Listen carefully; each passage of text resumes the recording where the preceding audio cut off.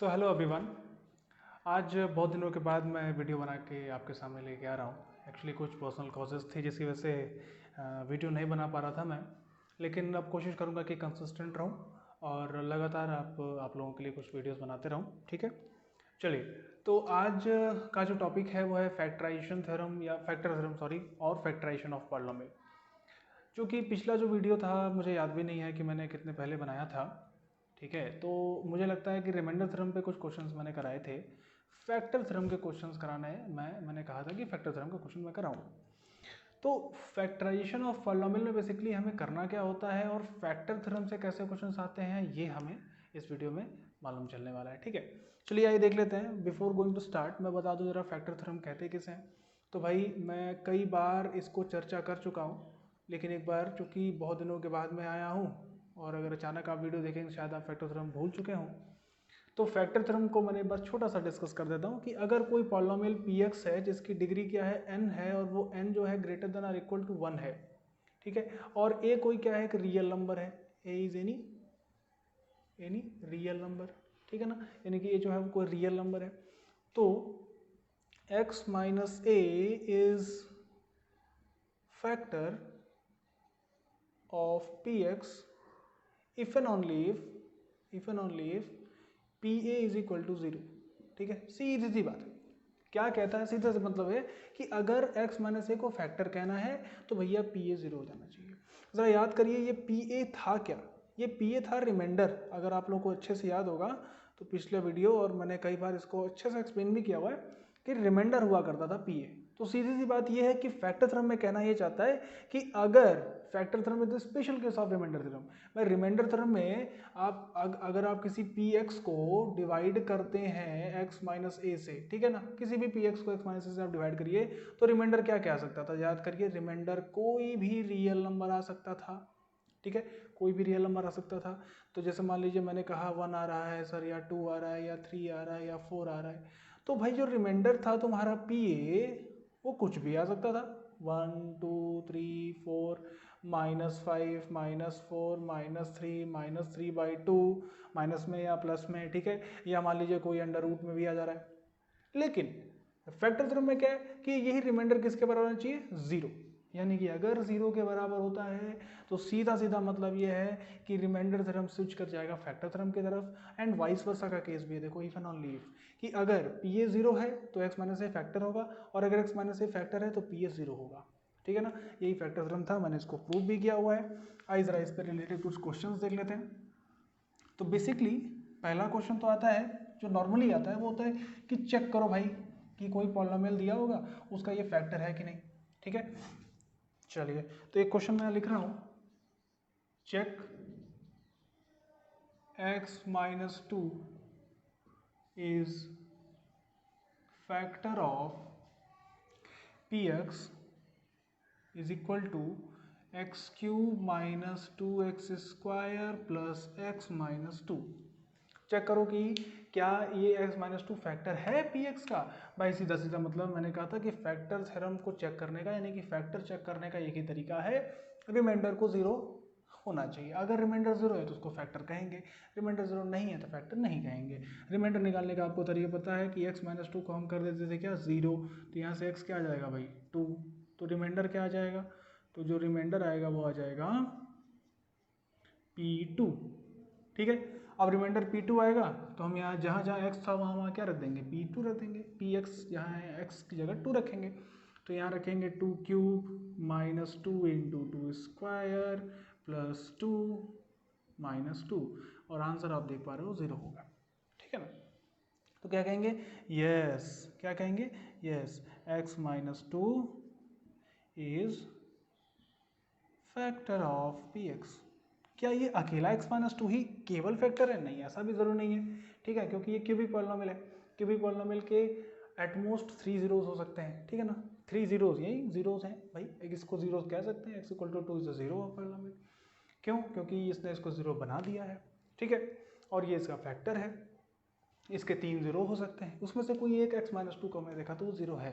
लेकिन अगर मैंने पॉलिनोमियल में ज़रा सा भी चेंज किया ना, मान लो इस पॉलिनोमियल 2 को मैंने बना दिया 3 मान लिया, तो भाई देखो क्या हो जाएगा, ये तो जीरो, मतलब जब हम 2 रखेंगे तो ये 0 0 हो ही जा रहा है, 2 माइनस 3 रखने पर क्या आ जा रहा है आंसर -1। -1 जो है वो 0 के बराबर नहीं है। तो अगर -1 0 बराबर नहीं है तो कहेंगे ना x minus two is not the factor of px। अगर मैंने कुछ भी, मतलब इसके अलावा कुछ भी, मान लो यहाँ हमने 2 कर दिया होता तो क्या होता भाई, 2 इंटू टू जा 4 और -3 करने पे आंसर 1 आता, और 1 भी जो है 0 नहीं है। इसका मतलब कि ये भी पॉलिनोमियल का जो फैक्टर है x माइनस टू नहीं होगा। ठीक है, सीधा सीधा कॉन्सेप्ट है। चलिए एक और क्वेश्चन, ऐसे क्वेश्चन हमने रिमाइंडर थ्योरम में किए हुए हैं, लेकिन फैक्टर थ्योरम में अगर इस तरह से आएगा तो क्या करेंगे वो भी देख लेते हैं। तो मान लिया क्वेश्चन कह रहा है कि if x minus 3 and x minus 2 is a factor of polynomial, मान लीजिए आपके पास है 2x cube minus x square plus ax minus b या plus b, and find the value of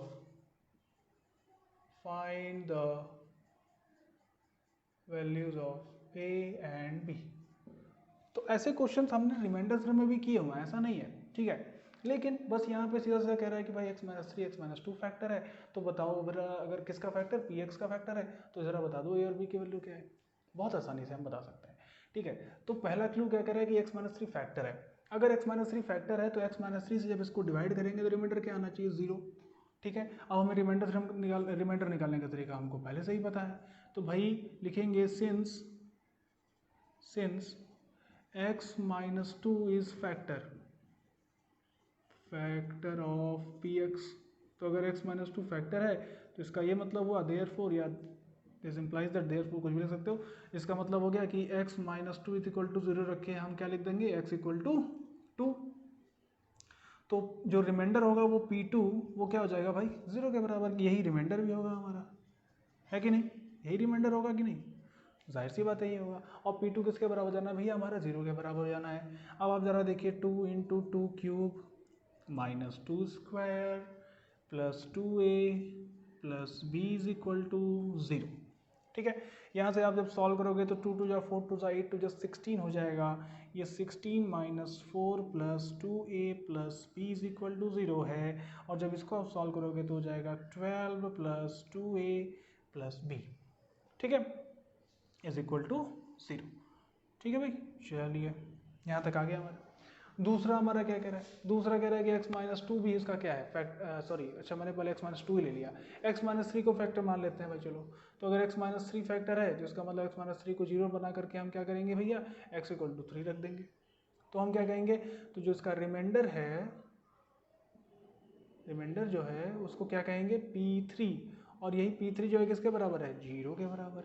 हम यहाँ ज़रा रख लेते हैं 3 को, तो यहाँ रखेंगे 2 into 3 cube minus 3 square plus a into 3 plus b is equal to 0।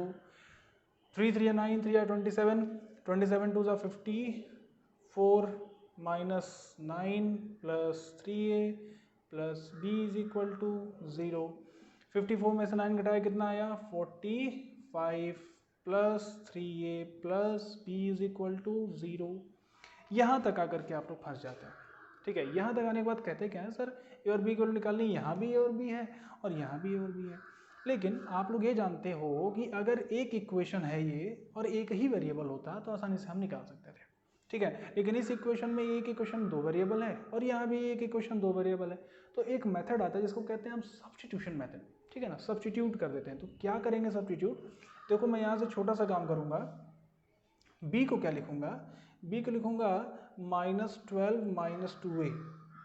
ऐसा क्यों लिखूंगा भाई, देखो मैंने क्या किया, इस b को a के टर्म में लिखा।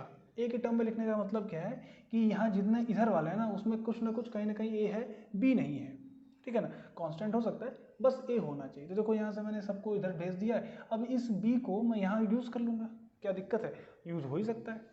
तो अगर मैंने यहाँ पे b को a यूज़ किया तो देखो ये हो जाएगा 45 प्लस 3a को 3a रहने दिया, प्लस की जगह प्लस लगाया, और b की जगह मैं क्या लिखा, -12 minus 2a। -12 -2 is equal to 0। तो जब फाइनली सॉल्व करेंगे, ज़रा ध्यान से देखिएगा, मैं यहाँ ना लिख रहा हूँ, शायद बहुत नीचे हो जाएगा। तो 45, ठीक है, 45 ये सब ओपन करोगे तो 12 हो जाएगा माइनस में, 45 माइनस 12 करोगे तो हो जाएगा 33, ठीक है। 3a माइनस 2a हो जाएगा plus a is equal to 0। तो यहाँ से जो a आ गया वो किसके बराबर आ गया, -33 के बराबर आ गया। दिक्कत नहीं है, बिल्कुल पक्की सी बात है, सब सही है।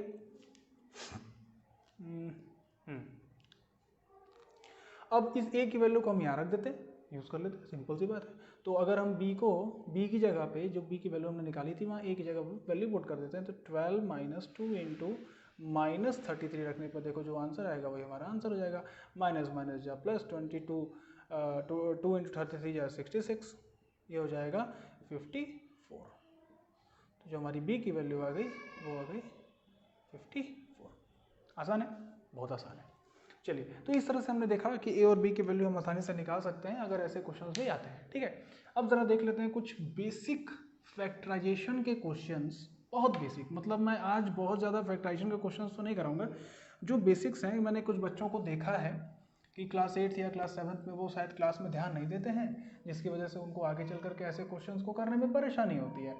कोई दिक्कत नहीं है, सीखने की कोई उम्र नहीं, आप कभी भी सीख सकते हैं, ठीक है। इसलिए मैं आप लोगों को बड़े ही बेसिक क्वेश्चन से शुरू करूंगा आज, और एकदम बेसिक बताऊंगा कि कॉमन कैसे लिया जाता है, ठीक है। तो मैं अब आप लोगों को बताने जा रहा हूं factorisation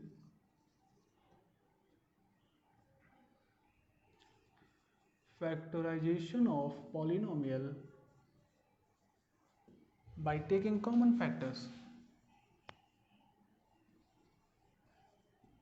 by taking out common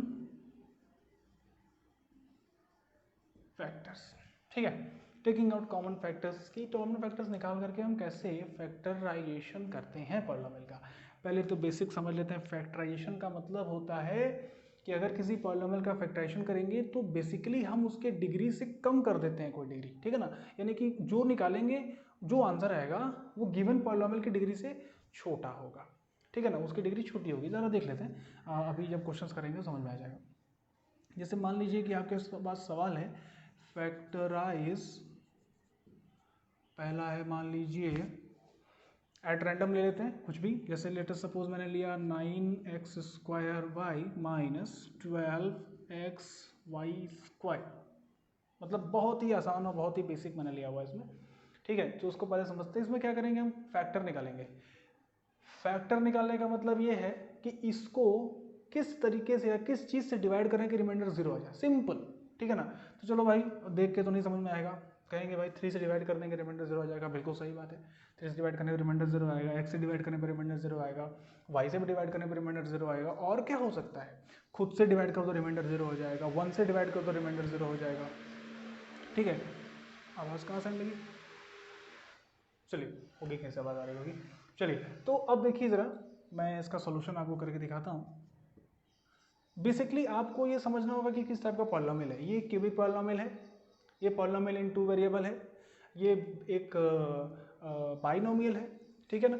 आप समझिए कि बाइनोमियल है, तो मैं क्या करूँगा, माइनस के इस तरफ, यानी कि माइनस डिफरेंशिएट कर रहा है अलग अलग टर्म्स को, तो मैं उसको अलग अलग समझ लीजिए घर में समझता हूँ, ठीक है, अलग अलग घर है। तो 9x² में क्या क्या एलिमेंट है, तो 3 into 3 into x into x into y है, लेटर सपोज, ठीक है। माइनस लगाया, फिर 12x² आया, 12 को लिखेंगे हम 2 इंटू 3 इंटू 3 इंटू, सॉरी 2 2 जा 4 3 जा 12 होता है, इंटू एक्स इंटू वाई, ठीक है। अब देखिए, पहले घर में और दूसरे घर में क्या क्या कॉमन है, यही निकालना है। बहुत आसानी से आप देख सकते हो, पहले घर में यहाँ पे 3 है, यहाँ भी कहीं ना कहीं 3 है, आ गया भाई बाहर, चलो भाई बाहर आ जाओ। और क्या ये वाला भी 3 कहीं पर है, नहीं, एक ही 3 कॉमन था, तो उसको रहने देते हैं। अब एक्स को पूछने क्या, एक्स कॉमन है कहीं, ये देखो मिल गया कॉमन, तो एक्स भी कॉमन आ गया भाई, ठीक है। अब देखो क्या ये वाला भी एक्स था, क्या ये वाला भी x था, तो एक ही x यहाँ पर था, नहीं निकालेंगे। y पे आते हैं, y है यहाँ पर है y, लेकिन ये दूसरा इसका वाला y यहाँ पे नहीं है, तो कॉमन लेना छोड़ देंगे। जैसे ही कॉमन लेना खत्म होता है हम तुरंत ब्रैकेट का इस्तेमाल करते हैं, ठीक है। हमने ब्रैकेट का इस्तेमाल किया, हमने जो चीज़ें कॉमन थी हमने बाहर निकाल दी, अब बच गया हमारे पास ब्रैकेट। ब्रैकेट में क्या बचा भाई, देखो जो इसमें से निकाल चुके हो वो तो बाहर आ गया है, जो रह गया वो ब्रैकेट के अंदर शुरू होगा, 3xy तो हो जाएगा 3xy, ये माइनस लगेगा, फिर 2 2 जा 4 हमने ये इस्तेमाल ही नहीं किया था तो 4 आ जाएगा, 3 और x बाहर निकाल चुके थे, 3 निकाल चुके थे, x निकाल चुके थे और y भी आई थिंक बाहर निकाल चुके थे, ठीक है ना, 3x और y तीनों बाहर निकाल चुके थे, एक y बचेगा, हमारे पास आंसर आएगा 4y, ठीक है। तो इस तरह से हमने देखा, ये देखो गलती हो गई, y बाहर निकाल चुके थे तो y यहाँ क्यों आएगा, नहीं आएगा, है ना। चलिए, तो 3xy हमने बाहर निकाला, क्या हमारे पास बचा, 3xy बाहर निकाल चुके थे हम, तो हमारे पास बचेगा 3 और x इसमें और -4y बचा, ठीक है ना। अब जरा देखो कौन कौन से इसके फैक्टर होंगे, तो भाई देखो 9x square Y minus 12xy square को कौन कौन डिवाइड कर सकता है, 3 कर सकता है, x कर सकता है, y कर सकता है, 3x माइनस 4y कर सकता है, फिर 3 टाइम्स xy कर सकता है, या 3x कर सकता है, या 3y कर सकता है, या xy कर सकता है, या xy 3x माइनस 4y, ये सब डिवाइड कर सकते हैं, खुद वो भी डिवाइड कर सकता है, 1 भी डिवाइड कर सकता है, ये सारे के सारे फैक्टर है, अभी और फैक्टर निकल सकते हैं, ठीक है ना। तो देखो कितने ढेर सारे फैक्टर्स निकले, और सभी फैक्टर जो हैं उसकी डिग्री गिवन वाले डिग्री से छोटी है या बराबर भी हो सकती है, बराबर भी कब हो सकती है, मान लो वो खुद ही हमने ले लिया, यही नंबर ही हमने ले लिया, इसी से हमने इसको डिवाइड किया तो बराबर भी हो सकता है, या तो उससे छोटा होगा। 1 देखो, 1 constant polynomial degree 0, 3 constant polynomial degree 0, x variable 1 यानी कि कांस्टेंट नहीं है, ये एक लीनियर पॉलिनोमियल है जिसकी डिग्री 1 है, और जिसकी डिग्री कितनी थी मैंने बताई थी, 3 थी, यहाँ 1 यहाँ 1 यहाँ 1, ये 2, ये 1 1 2, ये 3, ठीक है, या 2 ही मान लीजिए। चलिए, तो इस तरह से हमने देखा कि फैक्टराइजेशन ऐसे करते हैं। एक और मैं क्वेश्चन आपको करके दिखाता हूँ, वो हो सकता है थोड़ा देखने में अटपटा लगे, लेकिन फैक्टराइजेशन तो भाई फैक्टराइजेशन है, अभी इसके कई रूप हैं, मैं तो आपको अभी बस छोटा वाला पार्ट दिखा रहा हूँ। मान लीजिए मैंने लिखा हुआ 9 times a minus b whole cube plus 27 a minus b whole square, छोटा सा ही लिया हुआ मैंने, एक और ले लेते हैं, चलिए लाइक ले लीजिए आप 6a माइनस बी, ठीक है, ठीक है। अब ज़रा देखो तीनों में, यहाँ 3 टर्म है, 1 2 3, सब में कॉमन लेते हैं, क्या आता है कॉमन, देखो भाई 9 को लिख सकते हो 3 इंटू 3, 27 को लिख सकते हो 3 इंटू 3 इंटू 3, और 6 को लिख सकते हो 2 इंटू 3, सब में 3 है तो हमने 3 कॉमन निकाल लिया, ठीक है। a minus b whole cube का क्या मतलब है, a माइनस बी 3 टाइम्स है, मैंने 3 बार मल्टीप्लाई में है, फिर a minus b whole square का मतलब a minus b into a minus b है, और a माइनस बी का मतलब केवल a माइनस बी है, सब में a माइनस बी है। अब सब में क्या इसमें 3 है तो क्या यहाँ भी 3 है, नहीं, यहाँ 2 था तो क्या यहाँ भी 2 है, नहीं, केवल सब में मिला करके अगर देखा जाए कॉमनली तो एक ही a माइनस बी है, तो हम यहाँ ब्रैकेट लगा देंगे। अब हम यहाँ क्या लिखेंगे, देखो भाई यहाँ से 3 निकाल चुके थे, है ना, 3 इंटू 3, तो एक 3 निकाल चुके थे, एक 3 बच गया, a माइनस बी का होल क्यूब था, उसमें से एक a माइनस बी निकाल दिया, तो हमारे पास बचेगा a minus b whole square plus 27 है, 3 इंटू 3 27 होता है, एक ही 3 बार निकाला तो 2 3 बच गया, 3 3 जा 9, और a minus b whole square में से एक a माइनस बी निकाल लिया तो बचेगा a माइनस बी, और यहाँ देखो a माइनस बी निकाल चुके थे, 3 यहाँ से निकाल चुके थे, 3 2 जा होता है तो यहाँ आंसर आ जाएगा 2, और यही हमारा रिमाइंडर फैक्टरेशन कंप्लीट हो जाएगा, ठीक है ना। यहाँ देखो और कुछ भी कॉमन हमें यहाँ नहीं मिल रहा है, आसानी से समझ में आ रहा है, ठीक है। तो इस तरह से आप देखोगे क्वेश्चंस तो भाई आएंगे, है ना, ऐसे ही क्वेश्चंस होते हैं जो आपको परेशान हो सकता है करें, या जैसे एक आप क्वेश्चन देखिए, बड़ा मज़ेदार सा क्वेश्चन है, √3xy स्क्वायर मान लीजिए लिख लिया मैंने, और एक लिख दिया 3xy, ठीक है। चलो भाई कॉमन निकालो, आप देखोगे सर x कॉमन है दोनों में, यस सर y दोनों में भी है, y कॉमन निकाल लिया, अब तो सर कुछ मिला नहीं क्योंकि यहाँ y स्क्वायर था, यहाँ एक ही y था, y निकाल लिया, तो बचेगा भैया 3y और प्लस 3, तो क्या और कॉमन नहीं निकाल सकते थे आप, तो यही दिक्कत है। देखो हम और क्या इसमें कॉमन निकाल सकते थे, जरा ध्यान से देखिए, √3x इंटू वाई, चलो ये तो ठीक है, इस 3 को भी आप ओपन करके √3 इंटू √3 लिख सकते थे, इंटू x इंटू वाई लिख सकते थे, है कि नहीं।